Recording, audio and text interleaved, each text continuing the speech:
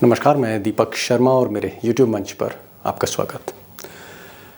दोस्तों, जब हम हर हाल में हर कीमत पर जीत हासिल करना चाहते हैं तो हम फिर सारे दांव आजमाते हैं और मोदी जी भी आजकल अपनी तीसरी जीत हासिल करने के लिए सारे दांव आजमा रहे हैं, सारी तिगड़म भिड़ा रहे हैं। और उसकी वजह है, और जो सबसे बड़ी वजह यह है कि 2014 और 2019 की तरह ये चुनाव नहीं है। ये जो फाइनल है 2024 का, ये बिल्कुल अलग है और यही परेशानी का सबब है मोदी और शाह के लिए। अब जैसे 2014 था, 2014 में मोदी जी इसलिए आसानी से जीत गए क्योंकि एक जाती हुई सरकार थी और एक बिखरा हुआ विपक्ष था।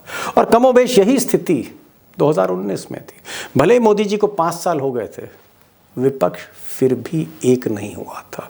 विपक्ष फिर भी टुकड़ों में बटा था, डिवाइड एंड रूल। लेकिन 2024, ये जो आप कह सकते हैं 10 साल की एंटी इनकम्बेंसी के बाद पहली बार मोदी को एक यूनाइटेड फ्रंट, एक यूनाइटेड अपोजिशन, उसका सामना करना पड़ा।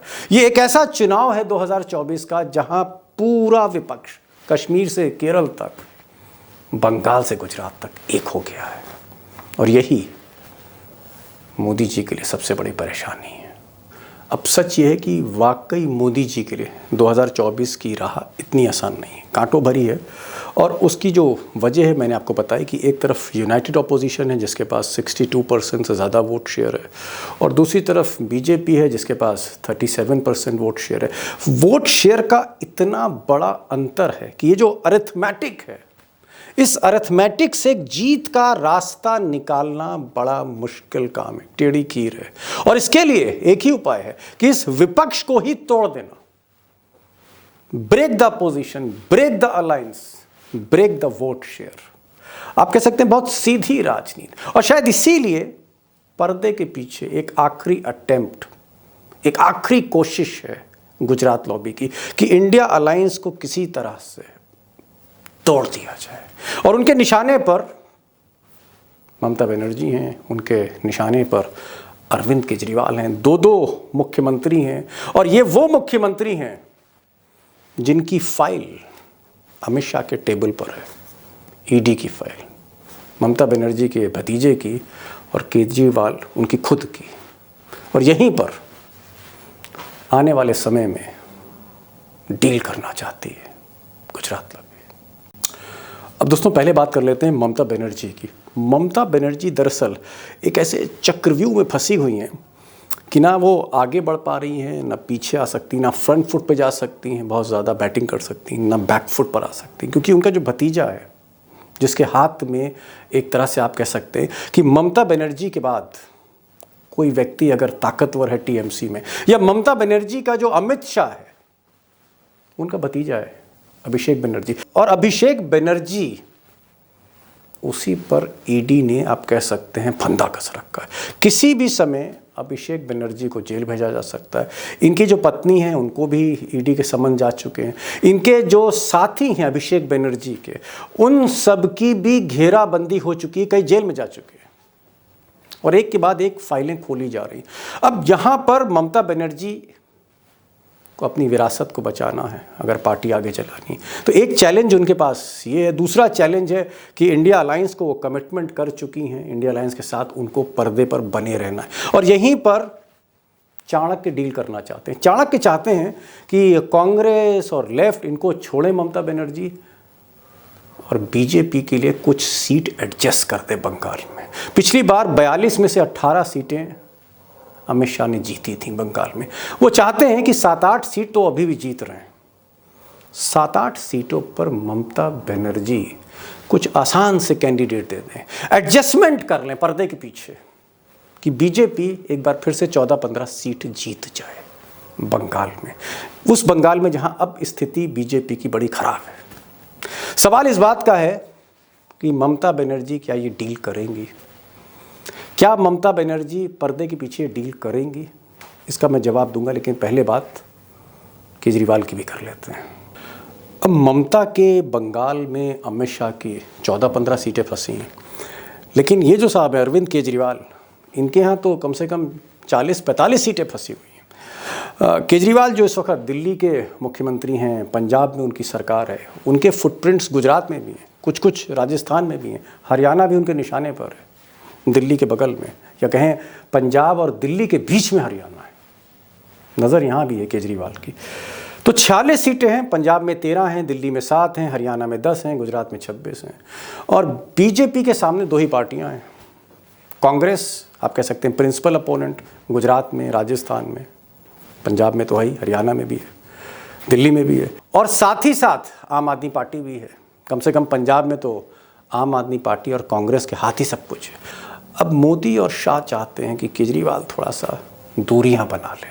दूरियां इसलिए बना लें क्योंकि अगर केजरीवाल इंडिया अलायंस से दूर होते हैं तो अमित शाह की ईडी भी दूर हो जाएगी। यानी जितना डिस्टेंस अरविंद केजरीवाल कांग्रेस से करेंगे, उतना ही डिस्टेंस मोदी सरकार की एजेंसियां बदले में केजरीवाल से कर सकती हैं। रियायत तभी है जब केजरीवाल कुछ बात माने पर्दे के पीछे। तो पर्दे के पीछे एक डील है जिसके कोई साक्ष्य नहीं होंगे। अरविंद केजरीवाल से सिर्फ इतना है कि वो कहीं ना कहीं खलल डालते सीट शेयरिंग को लेकर। अब अगर ऐसा होता है तो मैंने पहले भी कहा कि वो अरविंद केजरीवाल जिसको 2 नवंबर को उनको समन मिला ईडी का, 21 दिसंबर को फिर मिला उनको समन, अभी वो विपासना करने गए हैं, एक तरह की आप कह सकते हैं योग करने गए हैं, वहाँ से जब लौटेंगे फिर तलवार आ जाएगी ईडी की, फिर समन आ जाएगा, गिरफ्तारी भी हो सकती, जेल भी भेजा जा सकता। और वैसे भी अरविंद केजरीवाल की आधी पार्टी, आधे top leadership, Satyendra Jain, Manish Sisodia, Sanjay Singh jail में। बहरहाल डील तो डील है। इस पर आऊंगा कि अरविंद केजरीवाल यस कहेंगे या नो कर देंगे, और नो करेंगे तो क्या मजबूरी है, यस करेंगे तो क्या, इस पर मैं आऊंगा। अब दोस्तों, चाणक्य की इस बार की स्क्रिप्ट बहुत साफ है कि इंडिया अलायंस के 2-3 बड़े नेता आखिरी वक्त पर इंडिया अलायंस की यूनिटी को ब्रेक करते हैं या डिस्टर्ब करते हैं। जैसे ममता बनर्जी अगर तैयार नहीं होती बंगाल में, या केजरीवाल पंजाब में या गुजरात में या दिल्ली में तैयार नहीं होते, और आखिरी वक्त तक ये आप कह सकते हैं झगड़े बढ़ जाते हैं, तो हो सकता है अखिलेश यादव भी कूद जाए, उनको भी उकसाया जाए कि आप मायावती से लड़ो अगर मायावती आना चाहती हैं। तो उत्तर प्रदेश में भी आप कह सकते हैं तलवारें खिंच जाएं इंडिया अलायंस में, बंगाल में भी, पंजाब में भी, गुजरात में भी, दिल्ली में भी। ऐसी सुखद स्थिति फिर कहाँ मिलेगी मोदी जी को और शाह साहब को? तो ये एक स्थिति है जहाँ वो चाहते हैं कि एक डिस्टर्बेंस क्रिएट हो, और ये जो विपक्ष है उसका जो वोट है, एक लार्ज वोट शेयर, इसको कहीं ना कहीं ब्रेक किया जाए, डिस्टर्ब किया जाए। ये एक तरह की स्क्रिप्ट है। ऑपरेशन के पीछे जो गोल है वो यही है, और चाणक्य को लगता है कि वो कामयाब हो सकते हैं। अब दोस्तों, जो सबसे बड़ा सवाल है कि क्या ममता बनर्जी ऐसा करेंगी? क्या ईडी के डर से, इनकम टैक्स सीबीआई के डर से वो ऐसा करने पर मजबूर होंगी?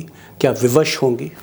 या उनकी जो राजनीति है वो इसको ऐसा करने की इजाज़त ही नहीं देती, वो अफोर्ड ही नहीं कर सकती? कैसा हो सकता है? और यही स्थिति केजरीवाल जी के साथ है। क्या वो ऐसा करेंगे? अब यहाँ पर एक कैच है, यहाँ पर एक पेच है।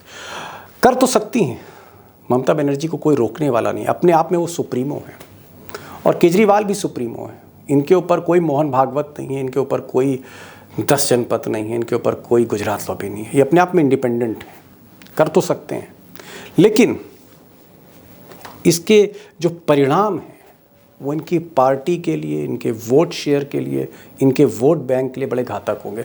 मिसाल के तौर पर अगर ममता बनर्जी कहीं ना कहीं हाथ मिलाती हैं पर्दे के पीछे, तो ये बात छुपेगी नहीं,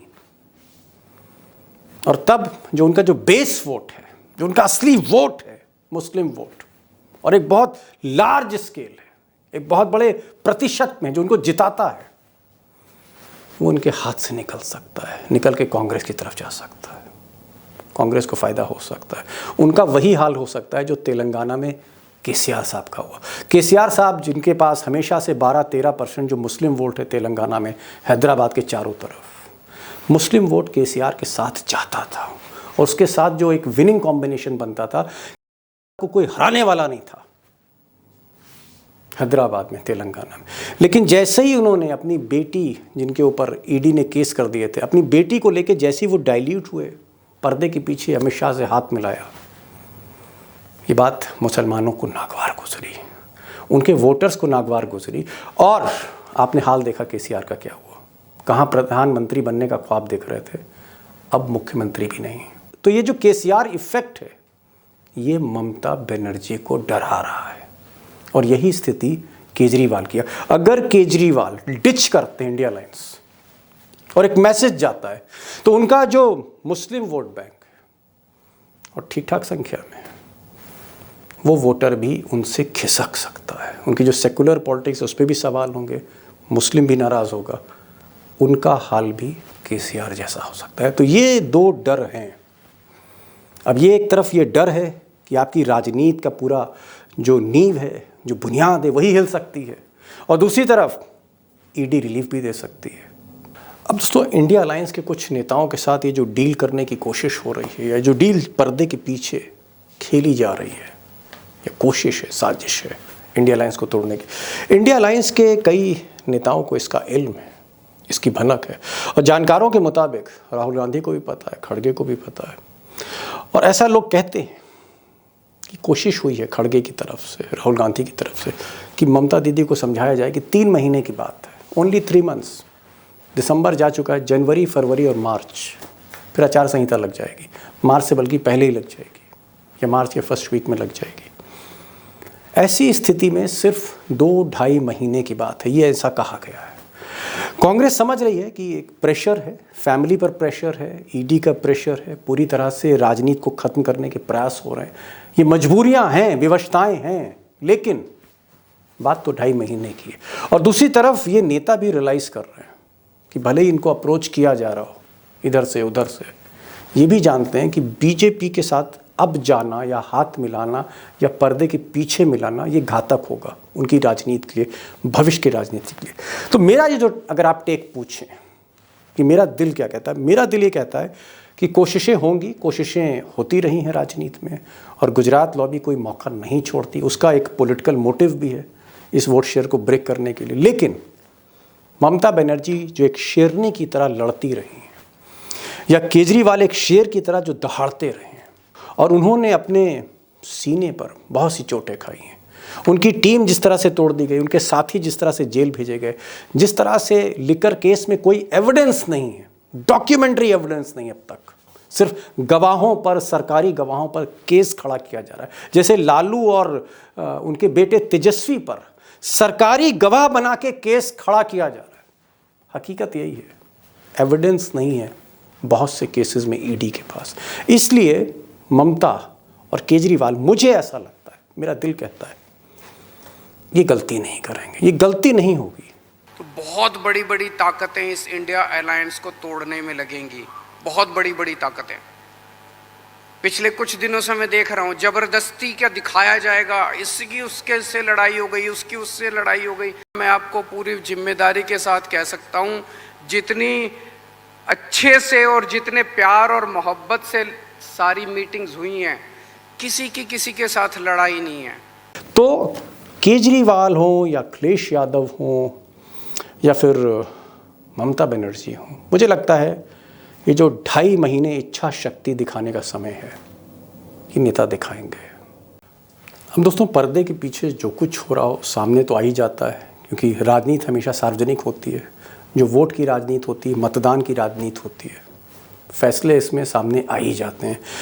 तो मुझे लगता है कि आने वाले दिनों में और क्लियर हो जाएगा, और जो नेक्स्ट बैठक इंडिया अलायंस की होगी, या जो रैलियों की शुरुआत होने जा रही है, उसमें पता लग जाएगा कि ममता बनर्जी वाकई क्या इंडिया अलायंस के साथ हैं तन मन से, क्या केजरीवाल पूरी तरह से डेडिकेटेड हैं, ऐसा पता लग जाएगा। आपको भी पता लग जाएगा, जानकारों को भी पता लग जाएगा, इंडिया अलायंस के सभी नेताओं को भी पता लग जाएगा, वोटर्स को भी पता लग जाएगा।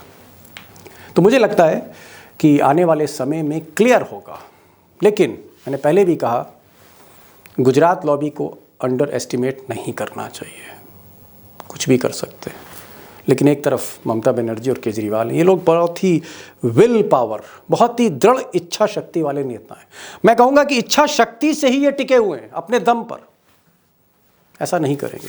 तो ये आज का वीडियो था, और मुझे लगता है कि आपकी प्रतिक्रिया ज़रूर आनी चाहिए इस पर, आपके कमेंट्स ज़रूर आने चाहिए। तो कमेंट बॉक्स में मैं देखूँगा आपके प्रतिक्रियाएं, आपके कमेंट्स, और कोशिश करूंगा जो आप आइडियाज़ देते हैं उस पर मैं हमेशा उस पर ध्यान देता हूं और कोशिश करता हूं नेक्स्ट वीडियो में आपके जो आइडियाज़ हैं उनको कहीं ना कहीं उनको जगह दूं।